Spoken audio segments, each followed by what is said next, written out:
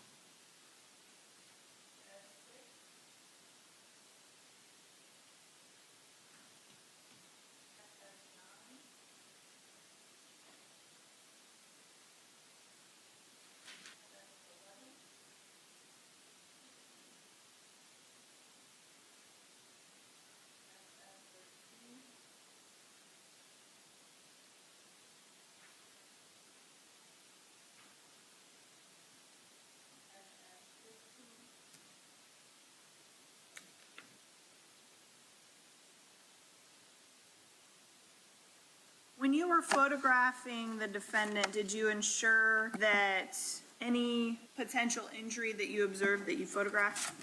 Yes. Cross-examination, Ms. Smith. Good afternoon, Ms. Melendez. In this case, your main duty was in photographing Mr. Todt, correct? I had 2 main duties for this case. But in terms of what you were testifying to on direct, that was in terms of the photographs you took? Yes. In photographing him, there was an injury on his hand, correct? That is correct. And there was also a bandaged area with a Band-Aid? Yes. On his chest area, there appeared to be like EKG, the stickies, electrodes. Yes, they were present. And do you recall how many of those total you observed on his body? I don't recall the total amount. I just know that they were in his chest area and abdomen area. And then on his chest, I believe there were also some wounds indicated? Yes, there were. There were 2 wounds. One was located on the left side of his chest towards the lower area and on his abdomen. So one on the chest and one on the abdomen? Yes. I believe the last photographs, SS 15 and 16, were of a wound or something to the neck area? I wouldn't say it's a wound. It's more of kind of like a impression or a mark. And when you say impression or mark, are we talking flat, circular, or some other shape? Perhaps like a depression, a slight depression on the neck. It could maybe be more of a crease. And then aside from photographing him, you indicated that you took major prints of him? Yes, that's correct. And was that both hands, one hand? Both hands. On the neck. Was it a wound? Was it dirt? How would you describe it? I think the best way to describe it is perhaps a crease in the neck, and it appeared to have like a dark substance in that crease. And the dark substance, would you say it was blood, dirt, something else? Did you test it? No testing was done. Was any collection, aside from photographing it, did you collect any swabs of that area? No, due to it just appearing as if it was similar to a dirt substance, so it was left uncollected. Do you know if he had been released from the hospital prior to your photographs? I was advised that he was in the hospital. No further questions, Judge. Yes, briefly, Your Honor. How long did you spend with the defendant?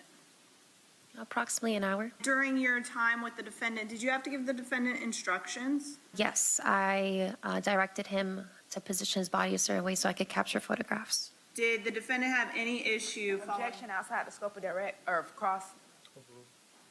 Did the defendant have any issue following your directions? No, he was compliant. Did you have to also give directions when you collected the buccal swabs? Yes, I had asked him to open his mouth so I can insert the swabs to collect the samples from his cheek. Any issue with the defendant following those instructions? No, not at all. And how about when you collected fingerprints? No, he was very cooperative and he understood the direction and was calm. No further questions. Recross. Yes, Judge. Ms. Melendez, and when was this that you were collecting these swabs? It was Wednesday, January 15th of 2020. And you had been notified that he had been released from the hospital prior to that? Yes. Nothing further. Thank you.